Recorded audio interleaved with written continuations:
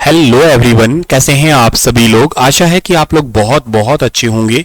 आइए मेरे दोस्तों, आज के इस सेशन की शुरुआत करते हैं। इस सेशन के अंदर मैं आप लोगों को हरियाणा बजट जो साल 2024 का है ना, उस बजट से आने वाले जो वेरी वेरी इंपॉर्टेंट क्वेश्चन है जो आपके पेपर में पूछे जा सकते हैं, मैं उनके बारे में आज आप लोगों को जो है ना वो डिस्कस करने वाला हूं। तो तसल्ली से इस सेशन को देखना। वैसे तो आपने बजट थ्योरेटिकली तो मुझसे पढ़ ही लिया है, लेकिन कई बार क्या होता है कि ये नहीं समझ में आता कि उससे रिलेटेड हमारे पेपर में कैसे कैसे क्वेश्चन बनते हैं।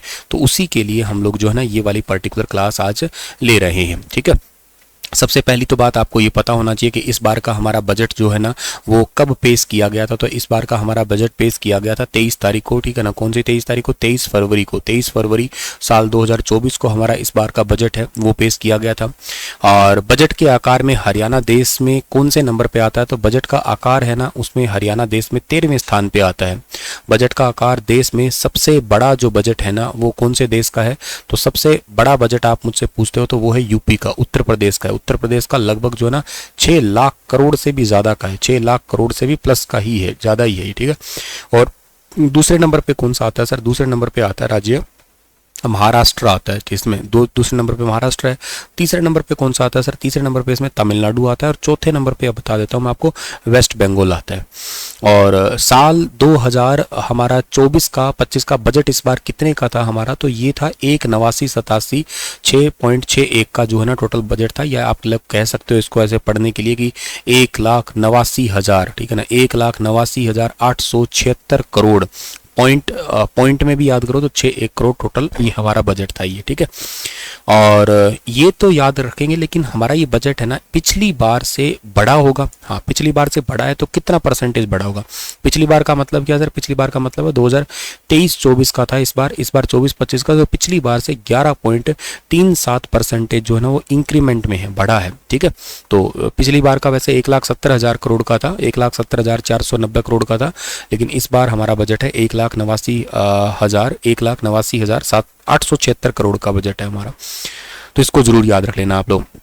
और इसके अलावा जो है ना एक बात और याद रखना है आपको, हरियाणा देश का ऐसा पहला राज्य है जिसके अंदर जो है ना ये एडहॉक कमेटी होती है ना, ये बजट का प्रस्ताव का अध्ययन करने वाली है। इस बार पहली बार ही ऐसा हो रहा है आपका यहाँ पे। ठीक है, और इसके अलावा प्री बजट पे चर्चा करने वाला भी हरियाणा देश का पहला राज्य ही है। और ये बजट पेश किसने किया था? हरियाणा के वित्त मंत्री, उस टाइम पे हरियाणा के मुख्यमंत्री वित्त मंत्री मनोहर लाल जी ही थे। ठीक है, अब तो हालांकि भारत के अंदर वो ऊर्जा मंत्रालय का डिपार्टमेंट है, उनके पास में आ चुका है फिलहाल के लिए।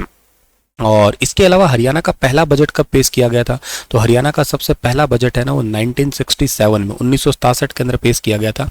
हरियाणा की सबसे पहली वित्त मंत्री कौन थी? तो हरियाणा की सबसे पहली वित्त मंत्री का नाम था ओम प्रभा। ठीक है ना, ओम प्रभा जैन हरियाणा की पहली वित्त मंत्री थी। कहाँ से थी सर ये थी कैथल जिले से, हरियाणा के कैथल जिले से संबंधित थी ओम प्रभा जैन। ठीक है, और हरियाणा के अंदर भी वर्तमान में प्रति व्यक्ति आय कितनी हो चुकी है, ये क्वेश्चन भी पूछा जा सकता है। तो 3,25,000 सॉरी माफ करना 3,25,759 रुपए ये प्रति व्यक्ति आय हो चुकी है हरियाणा की। इस पे क्वेश्चन पहले भी आ चुका है एग्जाम में, तो ध्यान रखना। हरियाणा में प्रति व्यक्ति आय जो है ना वो 3,25,759 रुपए हो चुकी है। तो काफी ग्रो करता हुआ राज्य दिखाई दे रहा है हमारा। ठीक है, तो ये जरूर पिछली बार का जो आंकड़ा था ना वो 2,96,000 का था, 2,96,885 रुपए का था। इस बार ये 3,25,759 रुपए है। ठीक है, और इसके अलावा आपको और क्या याद रखना है? और ये याद रखना है कि इस बार का बजट जो है ना वो एजुकेशन, इस बार का बजट है मेनली किस पे फोकस किया गया? एक तो एजुकेशन पे फोकस है, मतलब शिक्षा पे हो गया। एक फोकस किस पे है? मेनली एक खेल पे है। और इसके अलावा फोकस किस पे है? इसके अलावा फोकस आर्ट एंड कल्चर पे भी है। ठीक है ना, आर्ट एंड कल्चर पे भी इसके अलावा फोकस है। इनको इस बार सबसे ज्यादा बजट दिया गया, सबसे ज्यादा पैसा दिया गया, 21,766 करोड़ रुपए इन्हीं 3 फील्ड को ही दिए गए हैं स्पेशली। ठीक है, और इस बार के बजट में टोटल 6 मेंबर थे। उन 6 मेंबर के परिवार को एक यूनिट माना गया था इस बार के बजट के दौरान। तो ये कुछ बेसिक फैक्ट है हरियाणा के इस बार के बजट के। अब बजट के अंदर जो बन सकते हैं सवाल, जो हमारे लिए इंपॉर्टेंट हो सकते हैं, उनके ऊपर हम लोग जो है ना बात करते हैं। देखो सर, हमारे अगला जो सवाल बनता है कि वो है राजकोषीय घाटा। देखो, राजकोषीय घाटा जितना कम हो सके उतना ही ठीक है, जिसको फिस्कल डेफिसिट कहते हैं। वो 3% का पिछली बार हमने अनुमान लगाया था, लेकिन ये कम ही रहा है, 3 से 2.80% ही रहा है हमारा, ठीक है। और ये आंकड़ा हमारा यही था, लगभग 3-3.5% रहे, लेकिन हाँ, ये 2.8% ही रहा है, तो ये एक अच्छी बात है हमारे लिए, ठीक है। और इसके अलावा जो ना आने वाले टाइम के लिए हम लोग इसको और भी कम मान रहे हैं, आने वाले टाइम पे हम लोग 2.77% मान रहे हैं, ताकि इसके अंडर रहे। तो घाटा जितना कम रहे उतना ही हमारे लिए एक अच्छी बात है ये।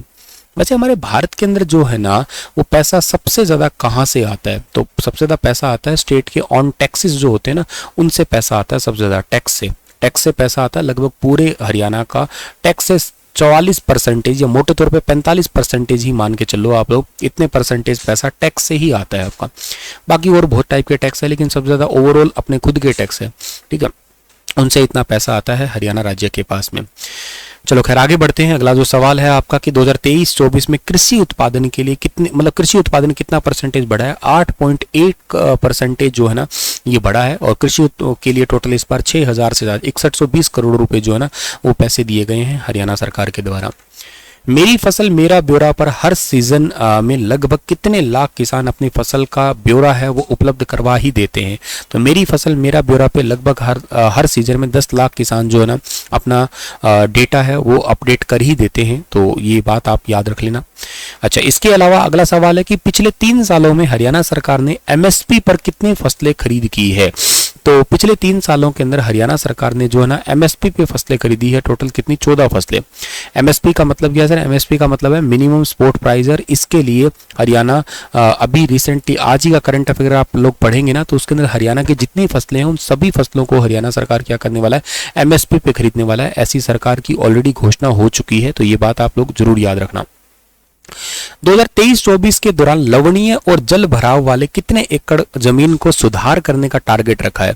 तो सुधार करने का टारगेट रखा है इस बार टोटल कितने का? इस बार टारगेट रखा है 52,695 एकड़ का। जिस जमीन पे पानी हमेशा भरा रहता है ना, उन्हीं को ही ठीक करने का ये टारगेट रखा है। 2024-25 में गंभीर रूप से जो लवणीय जल भराव जमीन है, मतलब आने टारगेट तो नहीं, ये है सुधार किया कितना है। 52,695 में सुधार किया है। टारगेट जो रखा है ना वो रखा है 62,000 एकड़ का रखा है, ठीक है। 2024-25 में पिछले 2 सालों में पराली जलाने के मामले में कितने परसेंटेज की कमी हुई है? तो पराली जलाने के मामले में हरियाणा के अंदर टोटल 67% मामलों की कमी देखने को मिली है। ऑप्शन डी ठीक है इसका हमारा। हरियाणा बागवानी फसलों के लिए भावांतर भरपाई योजना स्टार्ट करने वाला पहला राज्य है। और किसानों के जोखिम को कम करने के लिए कितने फल और सब्जी की फसलों को भावांतर भरपाई में शामिल किया गया है? तो भावांतर भरपाई में टोटल शामिल किया गया है 21 फल और सब्जियों को, यानी कि ऑप्शन नंबर बी ठीक है। भावांतर भरपाई योजना का मतलब क्या? देखो 2017-18 की ये योजना है। इस योजना का मतलब ये है, जैसे मान लेते हैं एक फल की बात करते हैं, सेब की बात करते हैं। सेब का मान लेते हैं कि 200 रुपये पर केजी के हिसाब से एमएसपी सेट कर दिया, लेकिन राज्य के अंदर जो है ना वो बिक रहे हैं, मतलब किसानों को जो है ना वो दाम मिल रहा है कितना? 160 मिल रहा है, किसी को 170 मिल रहा है, किसी को मान लेते हैं 80 रुपये मिल रहा है, किसी को 100 भी मिल रहा है, किसी को 50 भी मिल रहा है, वो डिपेंड करता है अलग अलग पे। तो इस हिसाब से उनको एमएसपी पे तो फल उनका नहीं बिक रहा है, तो सरकार उनको क्या कह रही है कि तुम बेच दो जितने में बिक रहा है, उसके बाद में जो डिफरेंस होगा वो हम आपको पे कर देंगे। कैसे पे करेंगे? वो क्या करेंगे, पूरे राज्य की सभी मंडियों को एनालाइज करेंगे, प्लस में पड़ोसी 2 राज्यों की मंडियों को भी एनालाइज करेंगे, एक कॉमन प्राइस निकालेंगे। भी मान लेते हैं कि उनका किसी का ऐसे बिक रहा है, तो ऑन एन एवरेज उनका जो है 180 रुपये पर केजी तो बिक ही रहा होगा, और तो 20 रुपये का डिफरेंस आ रहा है, तो हर किसान को पर केजी के हिसाब से 20 रुपये जो है ना वो दे दिए जाएंगे। तो ये बेसिकली जो है ना याद करने वाली बात है यहाँ पे भावांतर भरपाई योजना का। 2024-25 के बजट में कितने बॉटेनिकल गार्डन विकसित करने का प्रस्ताव हरियाणा सरकार ने दिया है? तो बॉटेनिकल गार्डन विकसित करने का प्रस्ताव हरियाणा सरकार ने दिया है। टोटल कितने? 6 बॉटेनिकल गार्डन जो है ना वो बनाए जाएंगे हरियाणा के अंदर, मतलब इनको थीम पार्क वगैरह कह सकते हो आप लोग। 6 जगहों पे ये पार्क बनने वाले हैं। कटाई के बाद में प्रबंधन के लिए कहां पर एक उत्कृष्ट केंद्र है वो सेटअप किया जाएगा? तो एक सेंटर ऑफ एक्सीलेंस सेटअप किया जाएगा कहां पे? हरियाणा के पंचकुला के अंदर, यानी कि ऑप्शन नंबर बी जो है इस सवाल का बिल्कुल ठीक रहेगा हमारा। स्वच्छ रोपण सामग्री के लिए हरियाणा में कहां पर एक उत्कृष्ट केंद्र स्थापित किया जाएगा? तो ये सेटअप किया जाएगा कहां पे? हांसी केंद्र। हांसी कहां पे पड़ता है सर? हांसी हिसार जिले के अंदर पड़ता है। वैसे 3 नए सेंटर ऑफ एक्सेलेंस बनने वाले हैं, जिसमें स्वच्छ रोपण सामग्री के लिए बनने वाला है कहां पे? हांसी में बनेगा, और कटाई के बाद उपरांत प्रबंधन है वो पंचकुला में होगा, और एक वर्टिकल फार्मिंग के लिए चिक्का में बनेगा, जो कैथल के अंदर पड़ता है ना, गुला चिक्का, वहां पे। बोटेनिकल फार्मिंग के लिए एक सेंटर ऑफ एक्सेलेंस, ये मैंने बताया ना, चिका में बनेगा। और इसके अलावा भारत के देश के मुकाबले के कुल कितने परसेंटेज दुधारू पशु केवल हरियाणा में हैं? दुधारू पशु जो है ना केवल हरियाणा के अंदर है, वो कितने हैं? टोटल 2.1% केवल हरियाणा के अंदर है।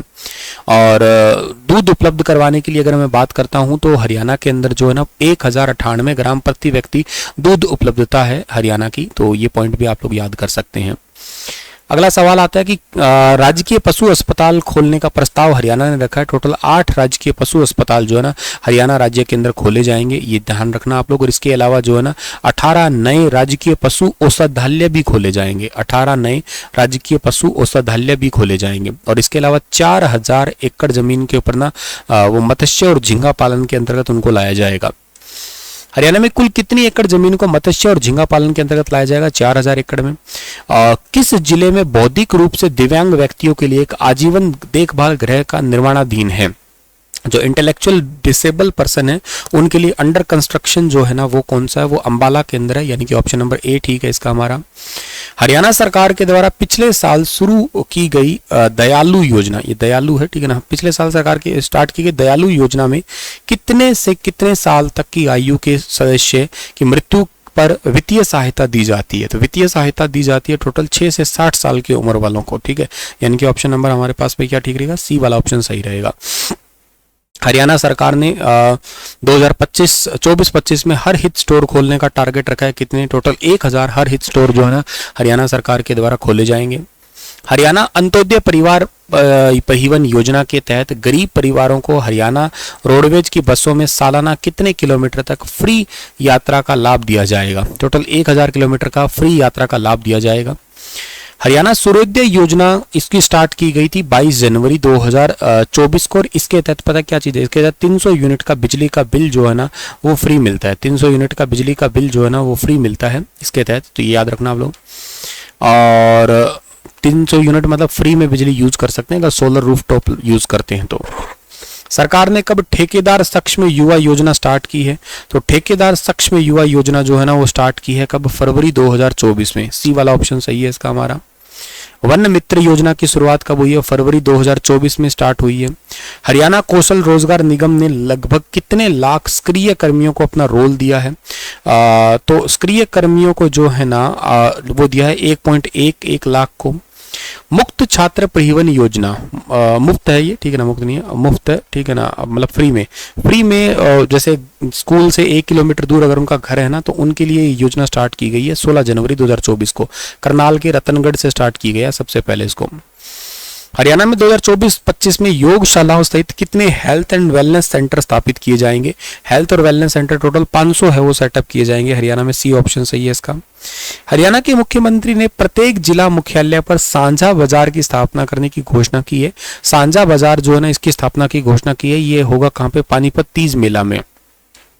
राज्य स्तरीय आजीविका मिशन के तहत कितने स्वयं सहायता समूह का गठन किया जाएगा? तो स्वयं सहायता समूह का गठन किया जाएगा 58,797 का, यानी कि ऑप्शन नंबर ए ठीक है इसका हमारा।